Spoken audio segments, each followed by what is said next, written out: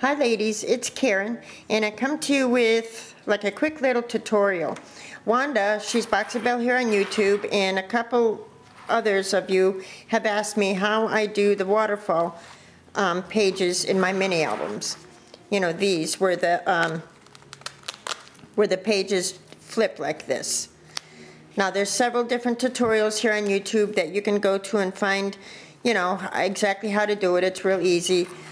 But I thought I would show you, and I told Wanda that I would show her how I do it.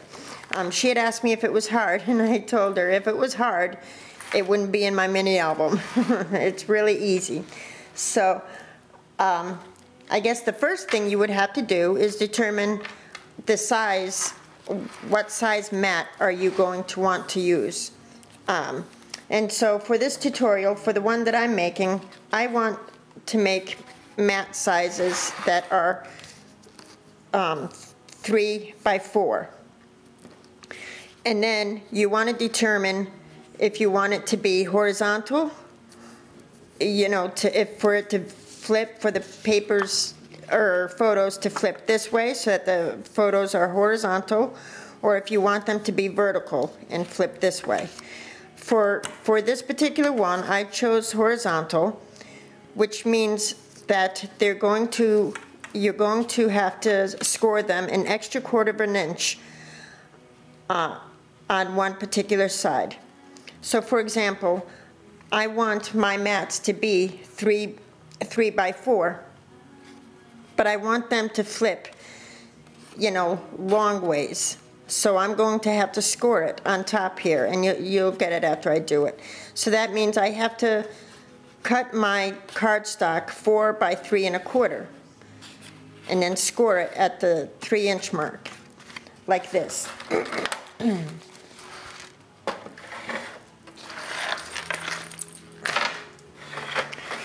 So I cut my cardstock 4 inches by 3 1/4, and then I scored it at the 3-inch mark, and that gave me an extra 1/4 inch that I'm going to use for a hinge, you see. So I'm so not used to doing tutorials. But so okay, so now all of my mats, so now I've scored all of my mats.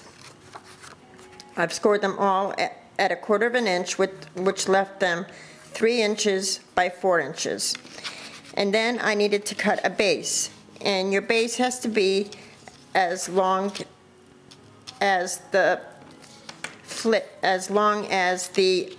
width that you're going to the width of your photo. Let me just start adhering them. You'll get it when I'm done. I am such a visual learner. So, okay, so I scored them. This is actually 3 1/4 by 4. I scored it at a 1/4 inch, or at 3 inches here, and I fold it back to make a hinge. And then you would adhere it to your base.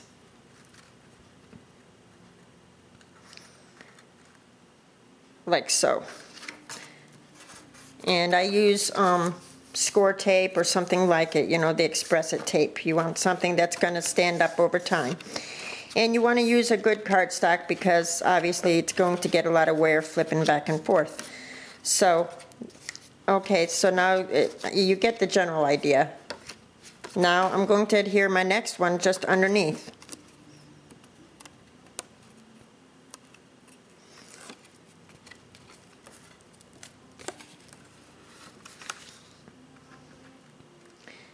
Right up but to the hinge there, if you could see that.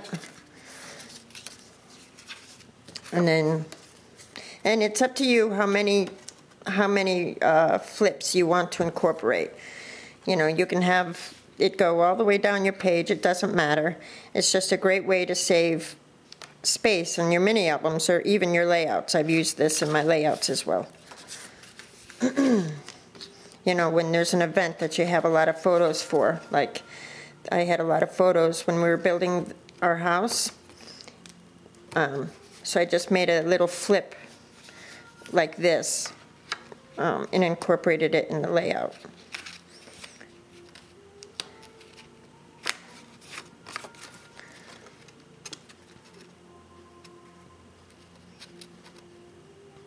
Whoops, whoops, whoops, hold on.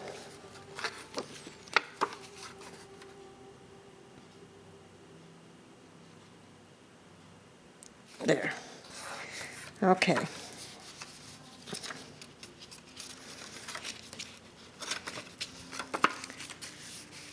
So then, excuse me, so then you have your flip, and as you can see, I adhered mine a little bit crooked. You see how it's coming out there?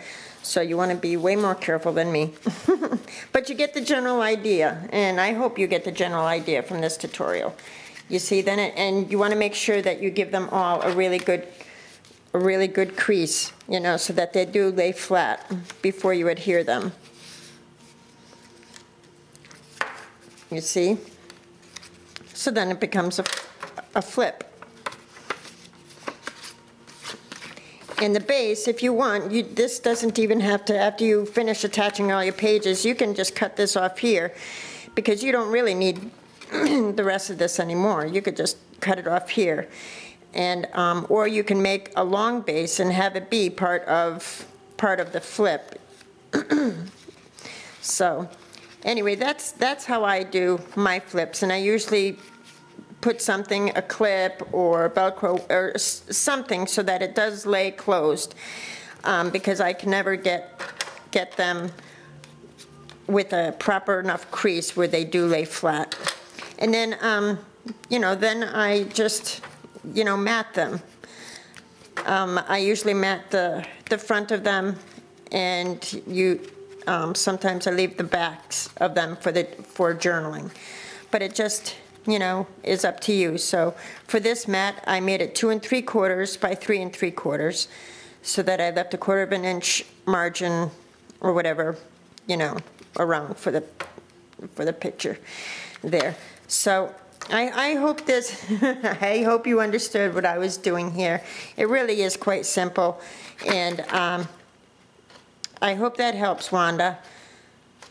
I told you it was really, really easy. You just cut your photo mats a 1/4 of an inch, one side a 1/4 of an inch longer than what it needs to actually be, and that extra 1/4 of an inch ends up being your hinge. So there you go. I hope this helps, hon. I'll talk to you all later. Thanks so much. Bye.